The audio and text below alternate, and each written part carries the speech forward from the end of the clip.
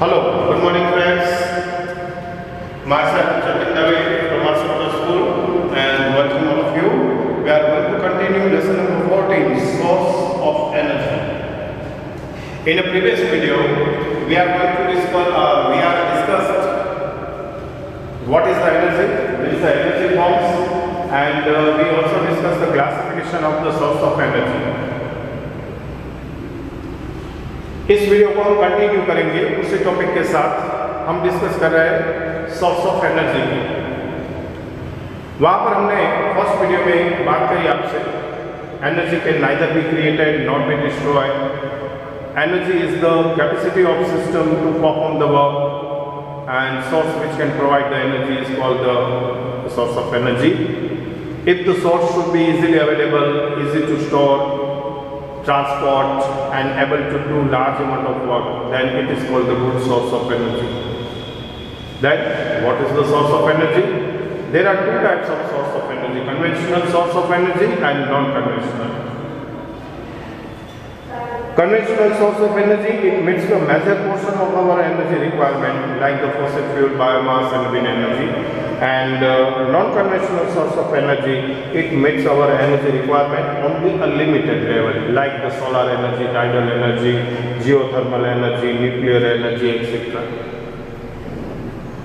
The second point of view is the renewable source of energy and non-renewable source of energy. It can be supplied continuously or it is the inexhaustible source, is called the renewable source of energy. Wind energy, tidal energy, solar energy are the example of the renewable source of energy. While the non-renewable source of energy, it can be existed and example of the fossil fuels. Here one more question: what is a fossil fuels? Coal, petroleum product and natural gas are the fossil fuels. Coal means mineral coal. Petroleum products like the petrol, diesel, kerosene, naphtha, furnace oil, etc. and natural gas are the fossil fuels. The growing demand for the energy is largely met by the fossil fuels which are non-renewable source of energy. हम जानते हैं कि present time के अंदर non conventional source of energy के compare में conventional source of energy का use access use हो रहा है एनर्जी डिमांड को सेटिस्फाई करने के लिए।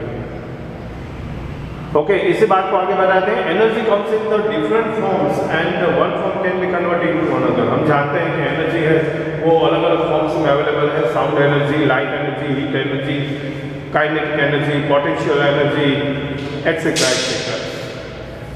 जब इसका यूज होता है तब एक फॉर्म से दूसरे फॉर्म में हम इसे कन्वर्ट कर सकते हैं। Energy source of and any source of energy we use to do work is consumed and cannot be used again. एक बार इसका यूज हो जाए तो फिर हम इसे दोबारा यूज नहीं कर सकते। एग्जाम्पल की बात कर रहे हैं। For example, if we drop a plate from the height, कुछ ऊंचाई से हम एक प्लेट को ड्रॉप आउट करते हैं नीचे की तरफ। Potential energy of the plate is convert mostly to the sound energy when it hits the ground. जब वो ज़मीन पर गिरेगी तब इसमें से साउंड प्रोड्यूस होगा, टूटने की आवाज़ आएगी।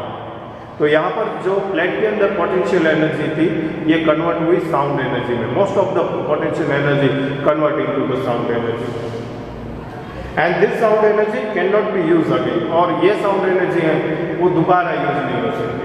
ठीक इसी तरह से if we light a candle, the chemical energy in the wax is convert into heat energy and light energy on burning. किसी कैंडल को हम जब जलाते हैं तब कैंडल के वैक्स के अंदर जो केमिकल एनर्जी है वो बर्निंग के साथ, जलने के साथ हीट एनर्जी और लाइट एनर्जी में कन्वर्ट हो जाती है। जब वो लाइट एनर्जी में कन्वर्ट होती है तो इसके अंदर से गैसेस प्रोड्यूस होते हैं, carbon dioxide and carbon monoxide जैसे।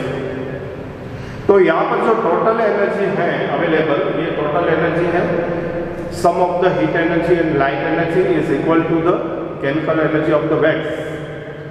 लेकिन हीट एनर्जी और लाइट एनर्जी की बात करें तो हीट एनर्जी प्रोड्यूस होने से यहाँ पर प्रोड्यूस होता है कार्बन डाइऑक्साइड एंड मोनोऑक्साइड। अगर जो इन दोनों को साथ में मिला दिया जाए, कंबाइन कर दिया जाए और लाइट एनर्जी को कंबाइन कर दिया जाए इसके साथ, तो वापस हमें chemical energy of the wax मिलनी चाहिए, जो कि नहीं मिलेगी, ये पॉसिबल नहीं है। तो कहने का मतलब ये था कि any source of energy we use to do work it consume and can not be use again. तो इसके बाद इसका दोबारा यूज नहीं हो सकता। ओके, आगे चलते हैं और एक्टिविटी 14.1 की बात करते हैं आपके टेक्स्ट बुक से। यहाँ पर list forms of the energy एक दिया गया है, list of the forms of energy दिया गया है और इस तरह आपको डिफरेंट टाइप्स ऑफ एनर्जी से फैमिलियर होना है।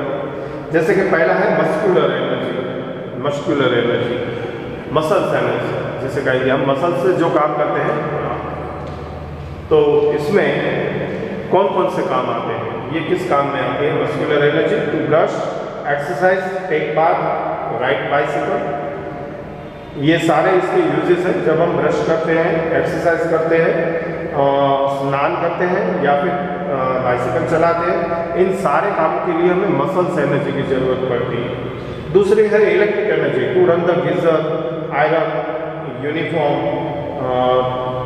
To put on the fan, अगर जो पंखा चलाना है, गीजर चलाना है या फिर अपनी यूनिफॉर्म को आयरन करना है, तो इसमें हमें इलेक्ट्रिकल एनर्जी की ज़रूरत पड़ती है। फ्यूल एनर्जी और PNG, boil the milk, cooking food and transporting, इन सारे कामों के लिए हमें फ्यूल एनर्जी की ज़रूरत पड़ती है डिफरेंट फॉर्म्स में, petrol, diesel, LPG, CNG, PNG, ये डिफरेंट फॉर्म्स में इसकी ज़रूरत पड़ती है, जिसकी मदद से गोइंग टू स्कूल बाय बस। केमिकल एनर्जी या फिर फूड, हम जो ब्रेकफास्ट करते हैं, लंच करते हैं, इन सारे के अंदर केमिकल एनर्जी स्टोर होती है और यही एनर्जी हमारे बॉडी के अंदर जाती है और फिर डिफरेंट फॉर्म्स में, न्यूट्रिएंट्स फॉर्म्स में हम इसका यूज़ करते हैं बायो एक्टिविटीज़ में, बायोकेमिकल, बायो एक्टिविटीज़ के अंदर। अच्छा, तो ये बात थी forms of energy and use of energy, कहाँ पर यूज करते हैं। अच्छा, इसके सोर्सेज क्या है? तो मसल्स एनर्जी है, इसका सोर्सेज है cells in the form of ATP, energy stored in the muscles, cells in the forms of ATP. Electrical energy है वो पावर प्लांट में स्टोर होती है, फ्यूल एनर्जी है वो गैस स्टेशन से मिलती है और केमिकल एनर्जी है वो फूड से प्रोवाइड होती है। अच्छा, तो ये आपको हमने जानकारी दी forms of energy, sources of energy and which type of work we can do use the source of energy. दूसरी एक्टिविटी थी 14.2 एक्टिविटी। इस 14.2 एक्टिविटीज में consider the various option we have when we choose a fuel for cooking our food. जब हम अपने लिए food cook करना चाहते हैं तो हमारे पास कैसे कैसे सोर्सेस होते हैं या फिर किस फ्यूल का यूज करें, ये किस तरह से तय करेंगे, कंसिडर करेंगे।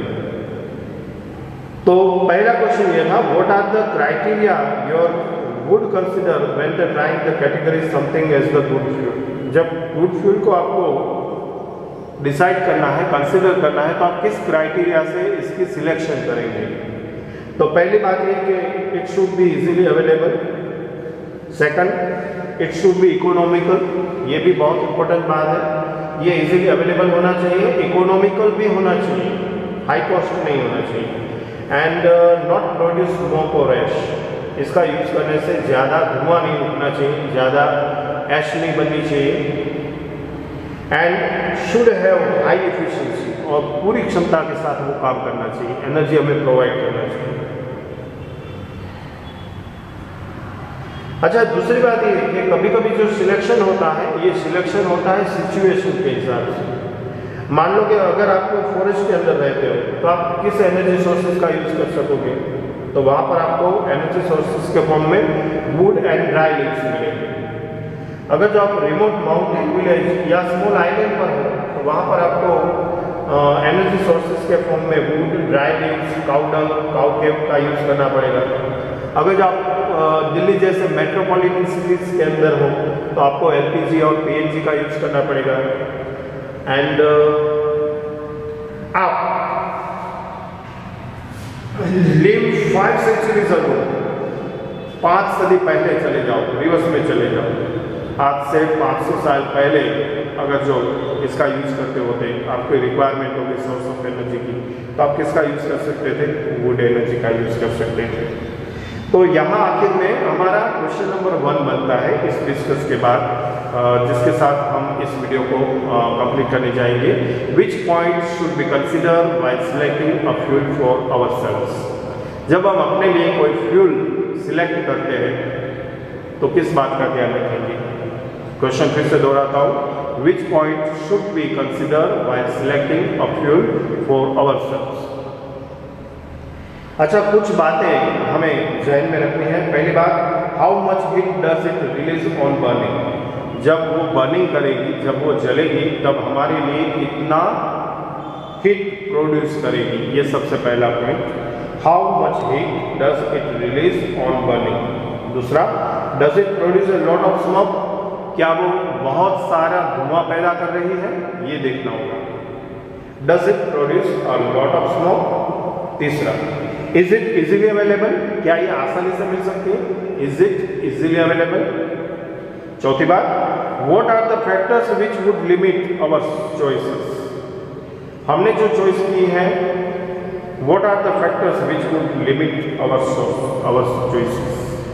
हमारी जो चॉइस है इसमें कौन से फैक्टर हैं जो इसे लिमिटेड बनाते हैं।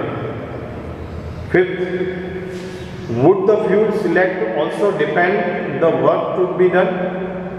जो सोर्स हमने सिलेक्ट किया है उसके आधार पर हम क्या अपना काम पूरा कर सकेंगे। And last, would be choose one fuel for cooking and another for heating the room in winter. क्या ऐसा हो सकता है कि कुकिंग के लिए हम एक फ्यूल का सिलेक्शन करें और रूम हीटिंग के लिए दूसरे टाइप्स के फॉर्म्स का सिलेक्शन करें? ऐसा पॉसिबल है? तो ये सारे हमारे दिमाग के अंदर पॉइंट्स होने चाहिए जब हम चॉइस करेंगे, हमारे लिए कोई भी सिलेक्शन करेंगे फ्यूल का। अच्छा, दूसरा क्वेश्चन हमने रखा था, what is the good source of energy. क्या है गुड सोर्स ऑफ एनर्जी? फिर से एक बार रिपीट करेंगे, it would be able to do a large amount of work per unit volume और मास। पहली बात यह है कि पर यूनिट वॉल्यूम या मास का यूज करते हुए लार्ज अमाउंट ऑफ वर्क इससे होना चाहिए, जो हमने आपको गुड सोर्स ऑफ एनर्जी में भी बताया था, able to do large amount of work. दूसरी बात है, can be easily accessible, easily available होनी चाहिए। Easy to store and transport, आसानी से ये स्टोर हो सके, आसानी से ये एक प्लेस से दूसरे प्लेस को ट्रांसफर हो सके। और सबसे बड़ी बात है वो है, इट कैन बी इकोनॉमिकल, ये इकोनॉमिकल भी होनी चाहिए। ठीक यही बात हमें देखनी है, कैरेक्टरिस्टिक देखनी है गुड फ्यूल में। गुड फ्यूल किसे कहेंगे? Which burns completely without producing smoke and ash, जिसको बर्न करते हुए, जलाते हुए कम से कम धुआं होना चाहिए, कम से कम ऐश बननी चाहिए। Which produce large amount of heat while burning a small quantity of heat. थोड़ी मात्रा में इसको जलाने से बहुत बड़ी मात्रा में हमें हीट एनर्जी मिलनी चाहिए। और तीसरी बात बनती है, which is easily available and economical, easily available भी हो और इकोनॉमिकल भी, हम इसे अफोर्ड कर सके, ऐसी होनी चाहिए। तो डियर फ्रेंड्स, ये था हमारा video number 2। Video number 1 and video number 2 हमने लिया था lesson number 14 source of energy, और इसका पहला हमारा पॉइंट था what is the good source of energy. इसकी डिस्कस को लेकर ये दोनों वीडियो हमने आपके सामने रखे हैं। साथ में हमने आपको क्वेश्चंस भी बता दिए हैं यहाँ पर। एक था classification of the source of energy, दूसरा इसी से रिलेटेड थे differences between the conventional and non conventional source of energy, दूसरा डिफरेंस था renewable source and non renewable source of energy. और इसके बाद हमने आपसे 3 और क्वेश्चन की बात करी।